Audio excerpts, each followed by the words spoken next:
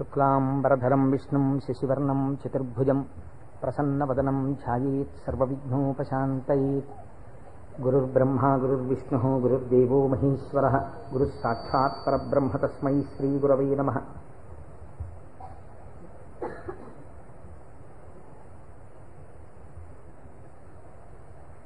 వ్యాసాయ విష్ణురూపాయ వ్యాసరూపాయ విష్ణవే నమో వై బ్రహ్మనిధయే వాసిష్ఠాయ నమో నమః. కూజంతం రామ రామేతి మధురం మధురాక్షరం ఆరుహ్య కవితాశాఖాం వందే వాల్మీకికోకిలం.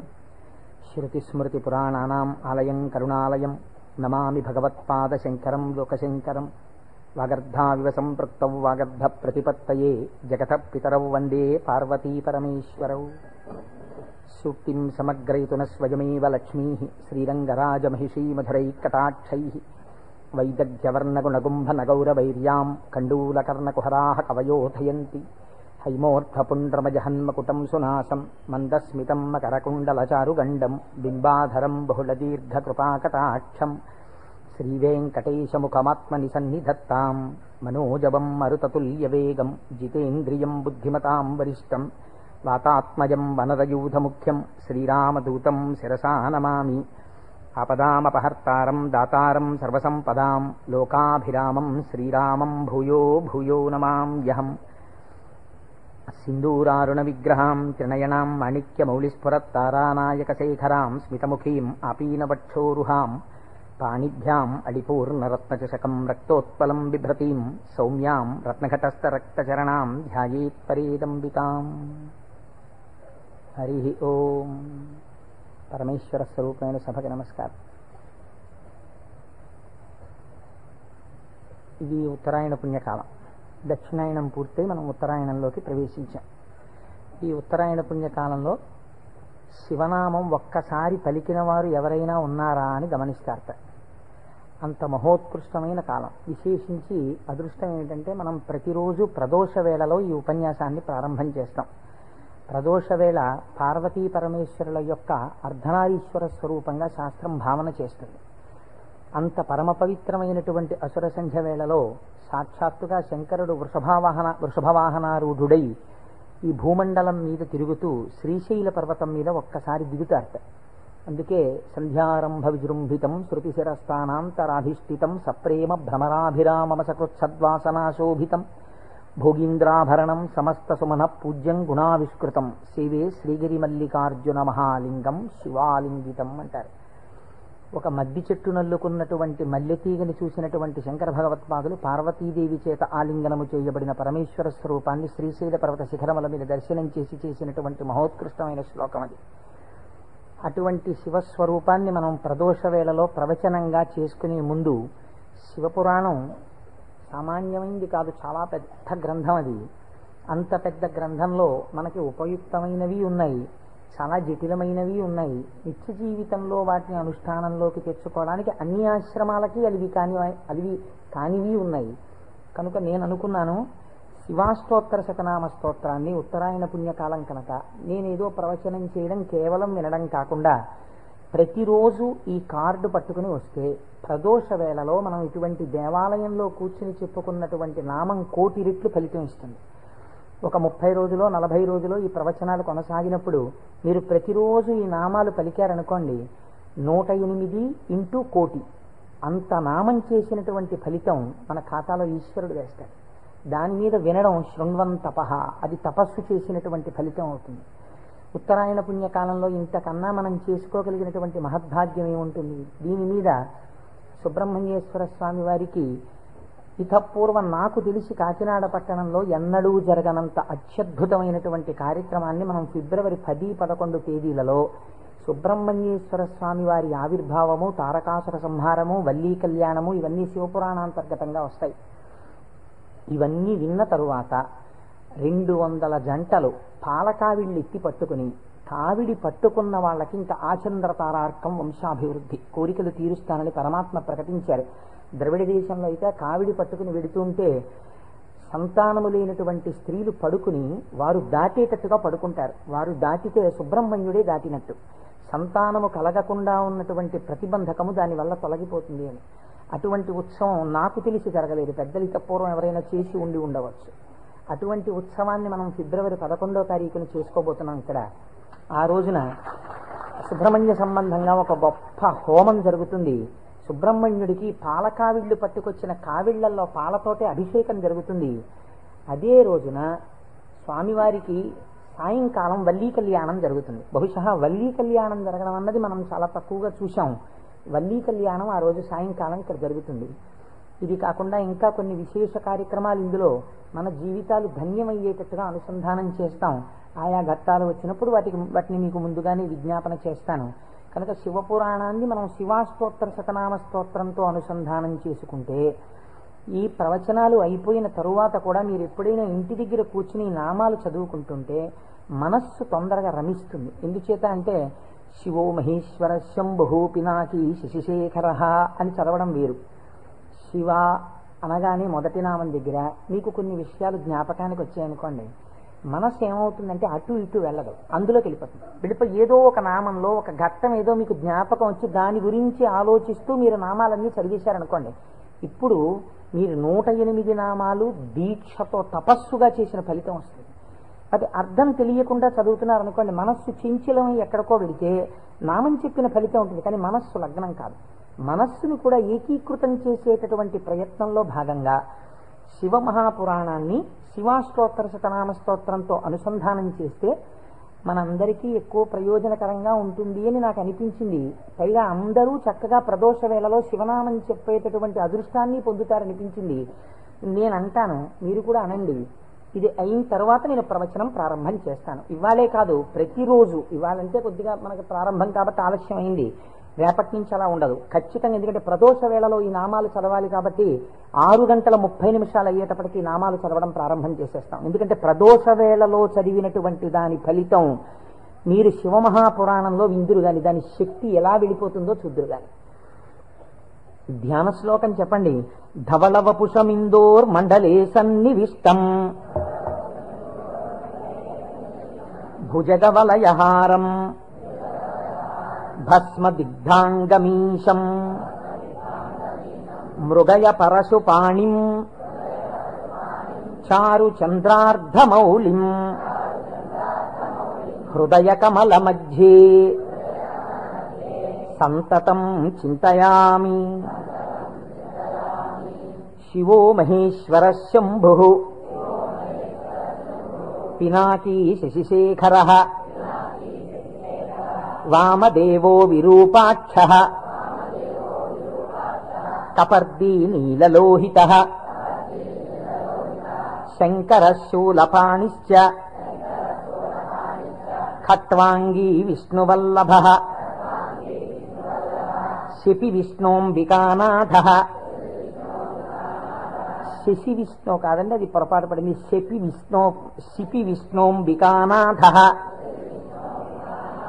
శ్రీకంఠో భక్తవత్సలః భవః సర్వస్త్రిలోకేశః సితికంఠః శివాప్రియః ఉగ్రకపాలీ కామారీ అంధకాసురసూదనః గంగాధరో లలాటాక్షః కాలకాలః కృపానిధిః భీమః పరశుహస్తశ్చ మృగపాణిర్జటాధరః కైలాసవాసీ కవచీ కఠోరస్త్రిపురాంతకః వృషాంకో వృషభారూఢో భస్మోద్ధూళిత విగ్రహః సామప్రియః సర్వమయః త్రైమూర్తిరనీశ్వరః సర్వజ్ఞ పరమాత్మా చ సోమసూర్యాగ్నిలోచనః హవిర్యజ్ఞమయః సోమః పంచవక్త్రః సదాశివః విశ్వేశ్వరో వీరభద్రో గణనాథః ప్రజాపతిః హిరణ్యరేతా దుర్ధర్షో గిరిశో గిరీశో నగః భుజంగభూషణో భర్గో గిరిధన్వీ గిరిప్రియః కృత్తివాసాః పురారాతిః భగవాన్ ప్రమదాధిపః మృత్యుంజయః సూక్ష్మతనుః జగద్వ్యాపీ జగద్గురుః వ్యోమకేశో మహాసేనః మహాసేన జనకశ్చారువిక్రమః రుద్రో భూతపతిస్థాణుః అహిర్భూజ్ఞో దిగంబరః అష్టమూర్తిరనేకాత్మా సాత్విక శుద్ధ విగ్రహః శాశ్వత ఖండపరశుః అజపాశ విమోచకః మృఢ పశుపతిర్దేవో మహాదేవో వ్యయో హరిః పూషదంతభిదవ్యగ్రో దక్షాధ్వర హరోహరః భగనేత్రభిదవ్యక్తః సహస్రాక్ష సహస్రపాత్ అపవర్గప్రదోనంతః తారక పరమేశ్వరః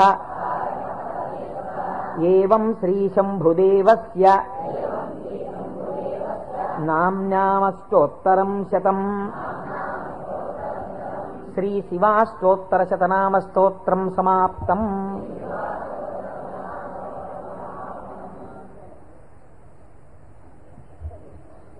హరి ఓం.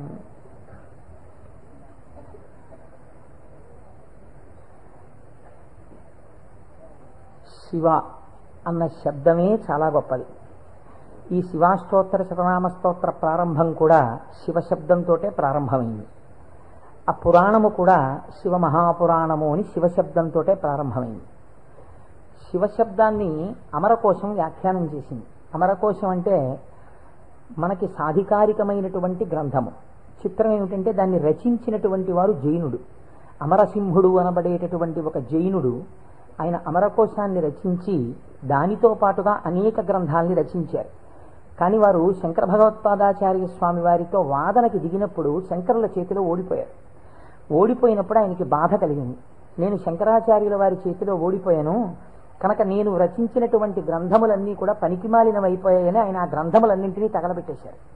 తగలబెట్టేసినప్పుడు శంకర భగవత్పాదాచార్య స్వామి వారికి తెలిసి, వారు బహు కారుణికులు, కారుణ్యమూర్తి శంకరులంటే, వారు గబగబా వచ్చి, ఎంత పని చేశావయ్యా, గ్రంథాలను ఎందుకు తగలబెట్టేశావు అని ఉన్న ఒకే ఒక గ్రంథం, మిగిలిపోయినటువంటి గ్రంథం అమరకోశం. అమరకోశానికి ఉన్నటువంటి గొప్పతనం ఏమిటంటే అది మన సనాతన ధర్మములకు సంబంధించినటువంటి నామముల విషయంలో ఏ పక్షపాతం లేకుండా చక్కగా శృతి ఎలా ప్రతిపాదించిందో, స్మృతులు పురాణములు ఎలా ప్రతిపాదించాయో, తాత్వికమైనటువంటి విషయాల్ని, నామములకు అనేకమైన విషయములకు ఉండేటటువంటి అర్థాలని అలా ప్రతిపాదన చేశాడు అమరసింహుడు. దాన్ని అమరకోశము అని పిలుస్తారు.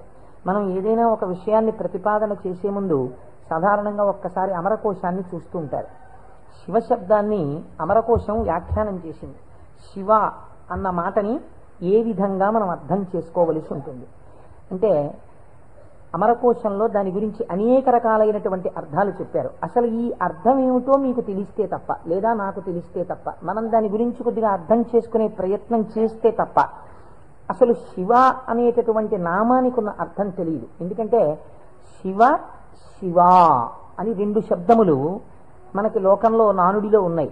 శివ అంటే శంకరుడు, శివ అంటే పార్వతీదేవి, ఆయన యొక్క శక్తి స్వరూపం. శివ అంటే అమరకోశం అంటుంది శామ్యతి పరమానంద రూపత్వ నిర్వికారో భవతీతి శివ. నిర్వికారుడు అంటే మనకి వికారములు ఉంటాయి. నేను తరచూ మీకు ప్రస్తావన చేస్తుంటాను. ఈ జగత్తులో ఉన్నటువంటి సమస్త ప్రాణులకు, సమస్త జీవులకు 6 వికారములు ఉంటాయి. ఇవి షడ్వికారములు అంటారు. కాలములో ఏదైనా వచ్చిందనుకోండి, దానికి పుట్టినటువంటి తేదీ అని ఒకటి ఉంటుంది. పుట్టిన తేదీ అన్నది పడినది అంటే మీరు ఒకటి గుర్తుపెట్టుకోవాలి, అది షడ్వికారములకు లోనైపోతుంది. ఈ భావన మీ మనస్సులో బాగా రూఢమైందనుకోండి, బాగా పూనుకుందనుకోండి, అసలు సగానికి సగం లోకం పట్ల ఉండేటటువంటి తాదాత్మ్యత తగ్గిపోతుంది. ఇది కేవలం వినడానికి విన్నారనుకోండి, దీని వలన వచ్చేటటువంటి ప్రయోజనం తక్కువగా ఉంటుంది. ఇది బాగా లోపల జీర్ణమైందనుకోండి, మీకు అనేక విషయాలు అర్థం అవుతాయి. మీరు ఒక్కసారి గమనించండి, షడ్వికారములలో ఇక పూర్వం మీరు ఆ వస్తువుని చూడలేదు, కానీ ఆ వస్తువు, ఆ ప్రాణి, ఆ జీవుడు ఒకానొక కాలమునందు ఈ లోకములో పుట్టింది. కాబట్టి ఇప్పుడు దానికి జన్మము అన్న తేదీ ఒకటి వచ్చింది కాలంలో. సరే, కాలం అన్నది యథార్థమా అంటే బీజస్యాంతరివంకురో జగదిదం ప్రాంగ్ నిర్వికల్పం పునః మాయా కల్పిత దేశకాల కలనా వైచిత్ర చిత్రీకృతం అన్నారు శంకరాచార్యుల వారు. ఆ తత్వ పరిశీలనాన్ని పక్కన పెడితే ఒక జన్మ తేదీ ఉంది. ఈ జన్మ తేదీలో ఒక ప్రాణి కనపడగానే శాస్త్రం అంది 6 విషయాలు గుర్తుపెట్టుకో. ఇత పూర్వము లేనిది పుట్టినది. పుట్టినది మీరేమనాలి? ఎవరో పిల్లాడు పుట్టాడు, వాడు ఏడుస్తున్నాడు, ఆ పిల్లాడు ఉన్నాడండి. పుట్టిన పిల్లాడు ఏడవలేదు. అయ్యో ఏమిటి పిల్లాడు ఏడవట్లేదు అని కదిపి చూశారు. కదిపి చూస్తే డాక్టర్ గారు వచ్చారు, స్టెప్ పెట్టారు, ఊపిరి తీయట్లేదు, నల్లగా అయిపోయి ఉన్నాడు. అయ్యో అమ్మా, నీకు మృత శిశువు జన్మించాడు అన్నాడు. కాబట్టి పుట్టినది. అసలు రెండో వికారం ఉంటుంది, ఉన్నది భవతి అనగా ఈ లోకములోకి వచ్చినప్పుడు అది ఉన్నది. అసలు ఉన్నది అని మీరు అనాలంటే అక్కడే శివ శబ్దం ప్రారంభం, మంగళత్వం. ఉన్నది. ఉన్నది అలాగే ఉండాలా? అలా ఉండదు, పెరగాలి. పెరిగినది. పెరిగినది పెరుగుతూ వెళ్ళిపోతుందా? నేనున్నాను, ఎవరి మీదో ఎందుకు పెట్టి చెప్పాలి? కోటేశ్వరరావు అనబడేటటువంటి ఈ శరీరం ఒక డేటు, ఈ డేట్ చెప్తే ఏమవుతుందంటే అదో పుట్టినరోజు అనుకుని చాలా మంది పాపం ఇచ్చేసి చాలా అలవాటు చేస్తున్నారు. భయం వేస్తుంది నాకు ఆ డేట్ చెప్పడానికి. ఏదో 14/7/1959కి ముందు ఈ శరీరం లేదు. 14/7/1959లో ఈ శరీరం వచ్చింది. కాబట్టి ఈ శరీరం వచ్చినది ఉన్నది, ఏడిచింది అమ్మ కడుపులోంచి వచ్చి. అలాగే ఉందా? మా అమ్మ కడుపులోంచి వచ్చినప్పుడు ఎలా ఉన్నానో అలా ఉన్నానా? పెరిగినది. అబ్బో, ఎంత ధ్వజస్తంభం అంత పెరిగిపోయింది ఈ శరీరం. పెరిగినది. ఇది ఇలా పెరుగుతూ ఉంటుందా? ఉండదు. తరిగినది. మీరు నన్ను ఒక 20 సంవత్సరాల తర్వాత చూశారనుకోండి, ఇది తరిగిపోతుంది. ఈ శరీరం వడిలిపోయి క్షీణించిపోవడం ప్రారంభమైపోతుంది. తరిగినది. తర్వాత ఆయనేనా ఈయన అనవలసి వస్తుంది. మార్పు చెందినది. బాగా క్షీణించిపోయి ఇప్పుడున్నంత శరీరం ఉండదు. అయ్య బాబోయ్, అప్పుడు ఎంత ఉండేవారండి మనిషి, ఆయన ఈయన అటుకంత అయిపోయారండి అంటాం. కాబట్టి మార్పు చెందినది, తరిగినది. ఇంకా కొంతకాలం అయిపోయిన తర్వాత నశించిపోయినది. ఇది శరీరం అంత్యేష్టి సంస్కారం చేయబడిపోతుంది. కాబట్టి ఈ 6 వికారములు సమస్త ప్రాణులకు ఉండి తీరుతాయి. జన్మ తేదీ ఉన్నది, చిట్ట చివరి వికారమునకు కూడా సమయం ఉన్నది. ఈ మధ్యలో ఈ 6 వికారములు నడుస్తుంటాయి. ఈ 6 వికారములన్నవి లేనిది ఎవరైనా ఉన్నదా? ఉన్నది. అలా ఉన్నదేదో అదే శివ. అది కాలములో పుట్టలేదు, కాలములో పెరగలేదు, కాలములో ఉండలేదు, కాలములో తరగదు, కాలములో నశించదు. ఎవరి నుండి వచ్చినదో, ఎవరి ఎందు పెరిగినదో, ఎవరి ఎందు లయించిపోతున్నదో వాడు మాత్రం అలా ఉండిపోతున్నాడు. మేకలు వేయింజన్నను భాసురముగనొక్క కోతి పర్ణం బెక్కున్, ఆ కోతులు వేయింజన్నను కోకోయని కొంకినక్క కోయని కూర్చొని అంటారు జానపదులు. అందరూ వస్తారు, వెళ్ళిపోతాయి లోకాలన్నీ. చిట్ట చివరికి వెళ్ళిపోయిన లోకాలన్నీ ఎవరిలోకి వెళ్ళిపోయాయి? వాడు లయించిపోతాడా? వాడు లయించిపోడు. వాడిలోకి అన్ని వెళ్ళిపోయి వాడు ఉండిపోతున్నాడు. అలా ఉండిపోయిన వాడెవడు? వాడు పరబ్రహ్మము. వాడికి శాశ్వతుడు, వాడికి కదలిక లేదు. వాడు ముందున్నాడు, చివరా ఉన్నాడు. అలా ఉన్నవాడెవడో వాడు నిర్వికారుడు. వాడికి వికారములు లేవు. వాడికి వికారం లేదు కాబట్టి వాడు ఎలా ఉంటాడు? వాడి జుట్టు తెల్లబడదు కదండి, వాడికి ముసలితనం లేదు, కాలము లొంగదీయలేదు. కాబట్టి ఇప్పుడు వాడు నిత్య యవ్వనుడు. అందుకే శివుడి గురించి చెప్పినా, అమ్మవారి గురించి చెప్పినా మనం ఏం చెప్తామంటే నమశివాభ్యాం నవయవ్వనాభ్యాం అంటాం. ఈ శ్లోకం మా ముత్తాత గారు చెప్పారు, అప్పుడు నవయవ్వనులే వాళ్ళు. మా తాతగారు చెప్పారు, అప్పుడు నవయవ్వనులే వాళ్ళు. మా ముత్తాత గారు వెళ్ళిపోయారు, మా తాతగారు వెళ్ళిపోయారు, మా తండ్రి గారు చేశారు కొంతకాలం ఆ శ్లోకాలు, మా తండ్రి గారు వెళ్ళిపోయారు. ఇప్పుడు నేను చేస్తున్నాను. నేను చెప్పిన నమశివాభ్యాం నవయవ్వనాభ్యాం పరస్పరాశ్లిష్టవపుర్ధరాభ్యాం. అదేమిటంటే మా ముత్తాతగారు, తాతగారు, తండ్రి గారు, నేను 4 తరాలు మారిపోయా, ఇంకా నవయవ్వనాభ్యామేనా? ఆ శ్లోకం మార్చద్దా? వృద్ధాప్యం రాదా? రాదు. ఎందుకు రాదు? మీరు కాలమునకు వశులై కాలమునందు మార్పు మీకు వస్తుంది. కాల స్వరూపములో మీ యందు మార్పులు తెచ్చేవాడెవడున్నాడో వాడు మార్పునకు అతీతుడుగా సాక్షిగా ఉన్నాడు. కదిలే వస్తువుకి కదలని వస్తువు ఆధారమై ఉంటుంది. మీరు బాగా జ్ఞాపకం పెట్టుకోండి. కదిలే వస్తువుకి గడియారానికి ఉన్నటువంటి పెంజూలం ఊగాలనుకోండి, పెంజూలంని పట్టుకున్నటువంటి స్ప్రింగ్ ఊగకూడదు. స్ప్రింగ్ కూడా ఊగడం మొదలెట్టింది అనుకోండి, ఇంకేంటి, అలా ఊగదు. స్ప్రింగ్ నిలకడగా ఉంటుంది, పెంజూలం ఊగుతూ ఉంటుంది. ఒక కదిలే వస్తువుకి ఒక కదలని వస్తువు ఎప్పుడూ కూడా ఆధారమై ఉంటుంది. వికారములు కలిగిన జగత్తుకు ఏది వికారములకు అతీతమై ఉన్నదో అది ఆధారమై ఉన్నది. దాని యందే ఈ సమస్త జగత్తు పుట్టి పెరిగి లయించుచున్నది. అటువంటిదేదో అది వికారాతీత స్థితి కలిగినటువంటి పరబ్రహ్మము. దానిని నువ్వు ఒక నామవాచకంతో పిలవాలనుకుంటే శివ అని పిలవవచ్చు. కాబట్టి ఇప్పుడు శివశబ్దం ఎవరిని చెప్తోంది? పరబ్రహ్మాన్ని చెప్తోంది.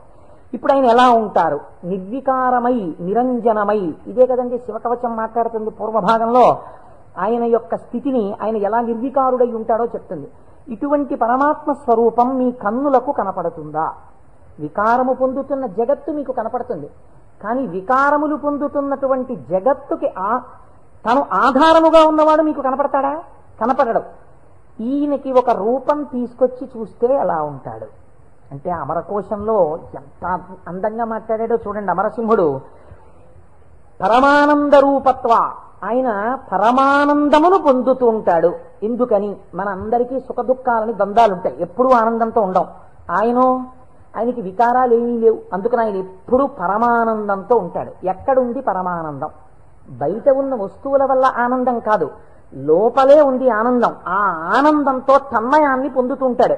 అది నోటితో చెప్పడం కుదరదు. ఇప్పుడు ఎలా చెప్పాలి అంటే, పద్మాసనం వేసుకుని చేతులు రెండు ఇలా పెట్టుకుని కన్నులు ఇలా అరమోట్పు కన్నులతో ఉండి తనలో తాను రమిస్తూ కనపడుతుంటాడు. శంకరుడి యొక్క ఫోటో మీరు చూశారనుకోండి, చూస్తే ఆయన అరమోట్పు కన్నులతో కూర్చుని సంతోషంతో ఆనందంతో ఉన్నట్టుంటాడు. ఇందులో ఇంకా లోకరక్షణ హేతువుగా అభయముద్ర పట్టినట్టుగా ఉండి ఆయన అరమోట్పు కన్నులతో ఆనందంతో రమించిపోతున్నట్టుగా ఉంటుంది శివస్వరూపం. అంటే ఘనీభవించినటువంటి ఆనంద స్వరూపమే పరమాత్మ యొక్క స్వరూపం. పరమాత్మ నిత్యానందము ఏది ఉన్నదో దాన్ని రాశీభూతం చేస్తే అదే శివ. కాబట్టి ఇప్పుడు పరమాత్మ యొక్క స్వరూపమేమి? ఆనంద ఘనమే పరమాత్మ. కాబట్టి ఇప్పుడు ఆయన అన్ని వికారములకు అతీతుడై తనలో తాను రమించిపోతూ ఆనందపడిపోతూ ఉండేవాడెవరో అంటే, కదలిక ఉండదు ఇంకా మనస్సులో, అన్ని అరికట్టి లోపల ఉన్నటువంటి ఆనందంతో తాను కలిసిపోయి తానే చిదానంద రూపుడై ఉంటాడు. దీనికి మీకు పోలిక చెప్పాలంటే ఒక్కటి కుదురుతుంది. మనం కదులుతున్నటువంటి తరంగములు కలిగిన సరోవరాలం. మీరు చూడండి, అందుకే నిద్ర లేవగానే ఏది ప్రారంభమవుతుంది పనిచేయి మీకు ప్రారంభంలో? నిద్ర లేచారు అనగానే, నిద్ర లేవడం అంటే ఏమిటో తెలుసా అండి? శరీరం లేవడం కాదు. ముందు ఏది లేస్తుందో తెలుసా? పరమాత్మతో రమిస్తున్నటువంటి మనస్సు విడివడుతుంది. విడివడి అది సంకల్ప వికల్ప సంఘాతం. అది వెంటనే ఒక ఆలోచన మొదలెడుతుంది. మొదట ఆలోచన ఏంటి? తెల్లవారిపోయింది.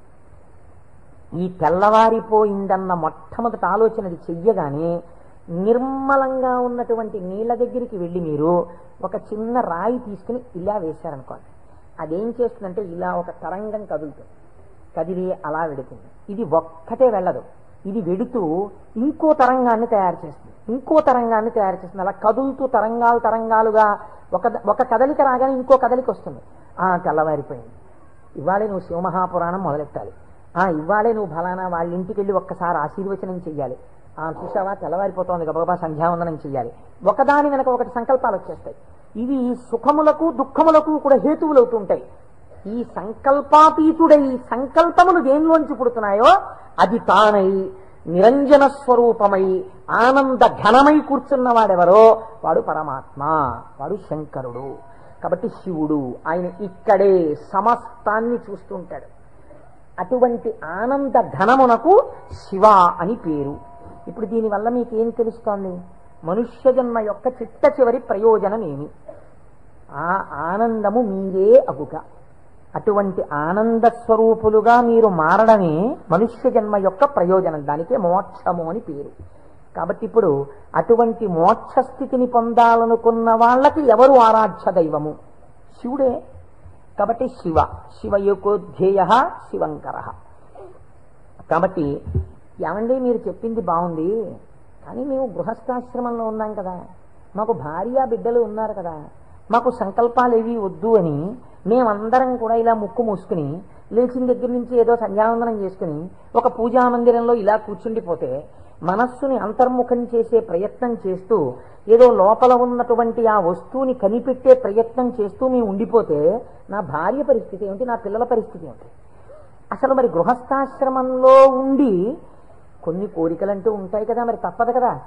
అప్పుడు ఈ స్వరూపాన్ని పట్టుకుంటే ఉపయోగమే ఉండదా? ఆయన ఇంకేమీ అలా కోరికలు తీర్చడాలు అలా ఏమి ఉండవా? కేవలం ఆనందం మోక్షం ఇంటి అనే పరిస్థితి కాదు. కాదు అమరకోశం అంది వెంటనే మళ్ళీ శేరతే సజ్జన మనాం స్మస్మితిగా, ఈయన యందు సజ్జనుల యొక్క మనస్సు రమించుచుండును.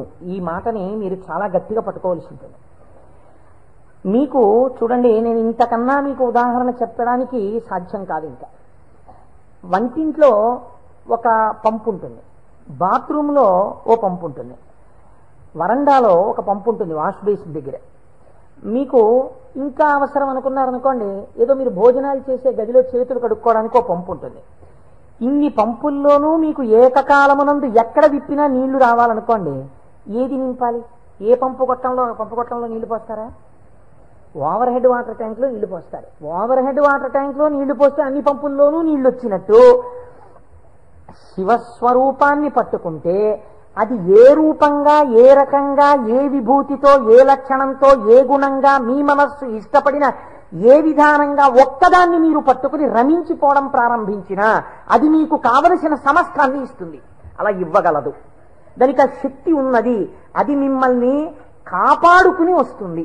మీరు చూడండి, గొడుగు ఒక్కటి ఇలా పట్టుకున్నారండి, ఇలా గొడుగు పట్టుకుని వెళ్ళిపోతున్నారు. ఇలా గొడుగు పట్టుకు వెళ్ళిపోతుంటే బయట మంచి ఎండ కాసింది. ఇప్పుడు ఆ గొడుగు మిమ్మల్ని రక్షిస్తుందా, రక్షించదా? రక్షిస్తుంది. మీరు వెళ్ళిపోతుండగా మంచి మబ్బు పట్టి వాన ప్రారంభమైంది. గొడుగు రక్షిస్తుందా, రక్షించదా? రక్షిస్తుంది. వాన తగ్గిపోతోంది, ఇంకా కొద్దిగా ఎండ వస్తే బయలుదేరదాం అనుకుని మీరు చెట్టు కింద నించున్నారు. ఒక పక్షి పై నుంచి రెట్ట వేసింది. మీ మీద పడకుండా గొడుగు రక్షిస్తుందా, రక్షించదా? రక్షిస్తుంది. ఒక గొడుగు మీకు శీతలము నుండి, ఉష్ణము నుండి, జలధార నుండి, పక్షి రెట్ట నుండి ఇన్నిటి నుంచి కాపాడినప్పుడు పరమాత్మని పట్టుకున్న వాడి కోరికలు కూడా అన్ని భంగులా తీరుతాయి. మీకు ఏది కావాలో అది వాడు ఇవ్వగలడని మీరు ఎలా అనుకోవట్లేదు? అచేతనమైన ఒక గొడుగు మీకు ఇన్నింటిని ఇవ్వగలిగినప్పుడు మీరు పట్టుకున్న పరమాత్మ మీకు ఏది అవసరమో అది మీకు ఇవ్వడని మీరు ఎలా అనుకుంటున్నారు? మీకు ఏది కావాలో మీరు అడగక్కర్లేకుండా మీకు తీరుస్తాడు. అది గొప్ప. మీరు శాస్త్రంలో ఒక మర్యాద తెలుసుకోవాలి. మీరు అడిగితే ఇచ్చినవాడు గొప్పవాడు కాదండి. మీరు వెళ్ళి అడిగారనుకోండి, వెంటనే మీరు జీవితంలో చాలా దిగజారిపోయినట్లయిపోతుంది. ఒకరి దగ్గరికి వెళ్ళి, అయ్యా నాకు ఇది లేదండి, నన్ను మీరు కొంచెం అనుగ్రహించి నాకు ఇది కలిగేటట్టుగా మీరు చెయ్యండి అని అడిగారనుకోండి, వాచికంగా నోరు విప్పి ఒకరి దగ్గరికి వెళ్ళి నాకు ఇది ఇప్పించండి అని అడిగినప్పుడు ఆత్మహత్యా సదృశమే. వాడు చచ్చిపోయినంత బిడియపడిపోతాడు. ఎవరు శీలమున్నవాడు బెంగ పెట్టుకుంటాడు. నోరు విప్పి అడగడమా, వెళ్ళి నాకు ఇది ఇవ్వండి అని ఎలా అడగను అంటాడు. అడగలేడు. అందుకే మనకి పూర్వకాలంలో మీకు తెలుసో తెలీదో, మీసంలో ఒక వెంట్రుక తాకట్టు పెట్టి అప్పు తెచ్చుకునేవారు. మీసంలో వెంట్రుక తాకట్టు పెడితే అప్పు ఇవ్వడం ఏంటండి? అంటే వాళ్ళ రోషానికి చిహ్నం అది. ఎన్నడూ నేను ఒకరిని చెయ్యి అడగలేదురా, చెయ్యి జాపి అడగలేదు. అటువంటి వాణ్ణి నిన్ను అడుగుతున్నాను. నేను ఇంత సిగ్గుపడిపోయానడానికి ఉదాహరణ ఏమిటో తెలుసా? ఈ వెంట్రుక ఒకటి నీ దగ్గర పెట్టుకో, మళ్ళీ తీర్చిన నాడు ఈ వెంట్రుక తీసుకెళ్తాననేవాడు. వాడి రోషానికి, వాడి శీలానికి ఆ వెంట్రుకని ప్రాతిపదికగా తీసుకుని అప్పించేవాడు పూర్వం. అందుకే నా మీసంలో వెంట్రుక తాకట్టెట్టాననేవారు పూర్వం. కాబట్టి ఒకరి దగ్గరికి వెళ్ళి అడగడం అంటే అంత చిన్నతనం. పరమాత్మ అయినా మిమ్మల్ని అలా చిన్నబుచ్చి ఇస్తాడని మీరు ఎలా అనుకుంటున్నారు? గొడుగు పచ్చి రెట్ట నుంచి నన్ను కాపాడు, వాన పడితే కాపాడు, ఎండగా ఉంటే కాపాడు, పైనుంచి ధూళి పడకుండా కాపాడు, ఓ గడుగా నన్ను రక్షించు అని మీరంతా స్తోత్రం చేసి వేసుకుంటున్నారేంటే? ఇలా విప్పిలా పట్టుకుంటే అంతే రక్షించేయడం దాని ప్రయోజనం. అలా మీరు శివస్వరూపాన్ని పట్టుకుంటే, ఎలా పట్టుకున్నా సరే, అంటే ఎలా పట్టుకోవాలంటే అభిషేకాలు చేయాలా, పూజలు చేయాలా, లేకపోతే దాని స్వరూపం బాగా తెలుసుకోవాలా, అర్థం అవ్వాలా? కాదు. మీ మనస్సు ఏదో ఒక విషయంలో రమించింది అంతే, అది చాలు. మిమ్మల్ని మీకు రక్షణ కల్పించడానికి అది హేతు అవుతుంది. మీకు నేను ఒక ఉదాహరణ చెప్తాను, మీరు దాని వలన దీని వ్యాఖ్యానాన్ని బాగా పట్టుకోగలుగుతారు. నాయనార్లని మళ్ళీ నేను ఏదో లౌకికమైన ఉదాహరణ ఎందుకు తేవాలి? మనకి 63 నాయనార్లు ఉన్నారు. అంటే శివుని యొక్క అనుగ్రహము చేత తరించిపోయిన మహాపురుషులు. ఆ 63 నాయనార్లో గుగ్గుల కలయ నాయనార్ అని ఒక ఆయన